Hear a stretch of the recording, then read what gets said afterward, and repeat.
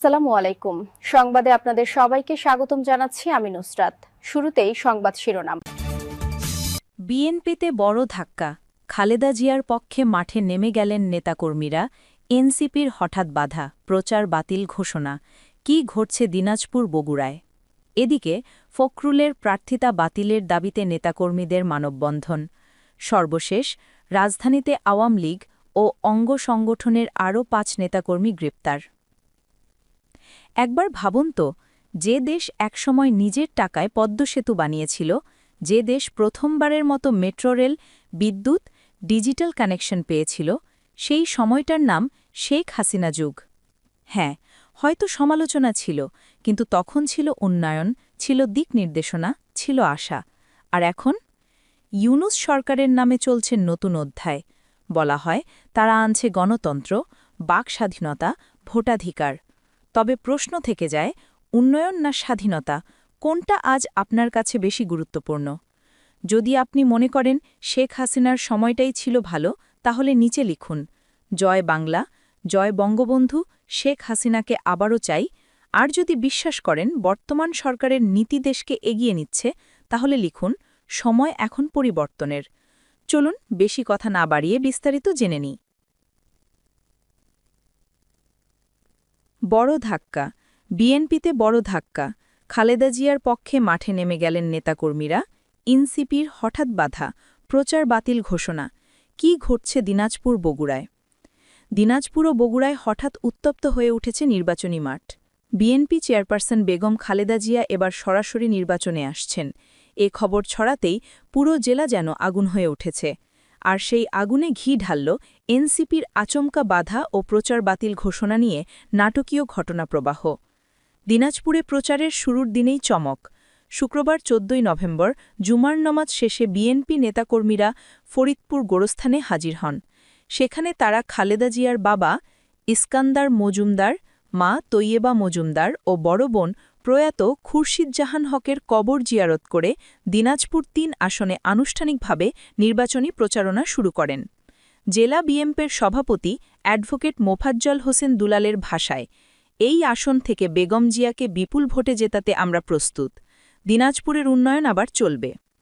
বখতিয়ার আহমেদ কোচি আরও এক ধাপ এগিয়ে বলেন, গণতন্ত্রের মাতা খালেদা জিয়ার প্রার্থী হওয়ার খবর শুনে দিনাজপুরের মানুষ আনন্দে ফেটে পড়েছে। এতদিন কখনো দিনাজপুরে প্রার্থী না হওয়া খালেদা জিয়া এবার প্রথমবারের মতো এখানে নির্বাচন করার সিদ্ধান্ত নিয়েছেন। আর এটাই পুরো রাজনৈতিক মাঠকে উত্তপ্ত করে তুলেছে।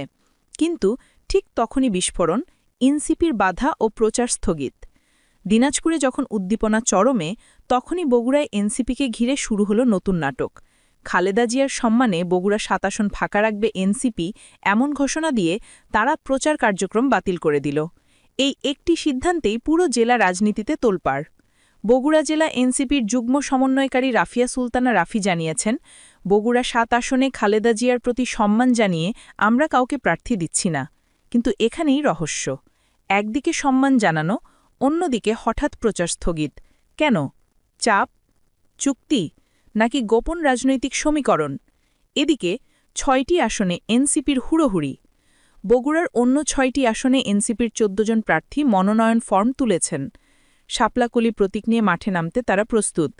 সারিয়াকান্দি থেকে শেরপুর, নন্দীগ্রাম থেকে সদর, প্রত্যেক আসনেই এনসিপির প্রার্থীরা বলছেন, আমরা জিততে এসেছি, শুধু অংশ নিতে না। কিন্তু বগুড়ার সাথে শূন্যতা। এখানেই রাজনৈতিক বিশ্লেষকদের মতে বড় খেলাটা লুকানো আছে। দুই জেলার রাজনীতিতে একসঙ্গে দুই বিস্ফোরণ। একদিকে খালেদা জিয়ার নাটকীয় প্রত্যাবর্তন, অন্যদিকে এনসিপির রহস্যময় পিছু হটা। এতে পরিষ্কার, আসন্ন নির্বাচন আর সাধারণ থাকছে না। দিনাজপুর ও বগুড়ায় শুরু হয়েছে নতুন শক্তির লড়াই। খালেদা জিয়ার মাঠে নামা পুরো সমীকরণ বদলে দিচ্ছে। এদিকে ফখরুলের প্রার্থিতা বাতিলের দাবিতে নেতাকর্মীদের মানববন্ধন।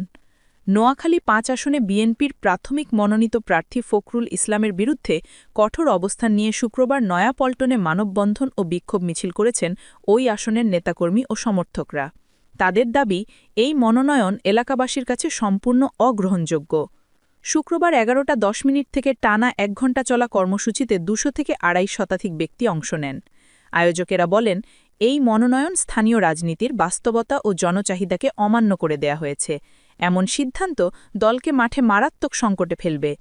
কর্মসূচিতে উপস্থিত জাতীয়তাবাদী ঢাকা ফোরামের সভাপতি ইব্রাহিম খলিল শাহেদ বলেন, নোয়াখালী ৫-এ যিনি জনগণের সঙ্গে নেই তাকে চাপিয়ে দেওয়া হলে দলকে ভুগতে হবে। যুগ্ম আহ্বায়ক নজরুল ইসলাম বাদল অভিযোগ করেন, এই মনোনয়ন তৃণমূলের মতামতকে উপেক্ষা করেছে, আমরা এই প্রার্থিতা মানি না। প্রাক্তন উপজেলা বিএনপি সদস্য নাজিম উদ্দিন বলেন, এমন বিতর্কিত মনোনয়ন দিয়ে নোয়াখালীর রাজনীতি আরও জটিল করা হচ্ছে। প্রাক্তন ছাত্রনেতা নুরুদ্দিনের দাবি, এই আসনে গ্রহণযোগ্য ও যোগ্য নেতৃত্ব দরকার, ব্যক্তিটি রক্ষা করতে গিয়ে দলের ক্ষতি করা যাবে না। মানববন্ধন শেষে বিক্ষোভকারীরা নয়াপল্টন কার্যালয় থেকে একটি বিক্ষোভ মিছিল বের করেন। নাইটিঙ্গেল মোড় ঘুরে আবার দলীয় কার্যালয়ের সামনে এসে শান্তিপূর্বক মিছিল শেষ করেন তারা। বিক্ষোভকারীরা দলীয় উচ্চ পর্যায়ের কাছে ফখরুলের মনোনয়ন অবিলম্বে পুনর্বিবেচনা ও বাতিলের জোর দাবি করেন।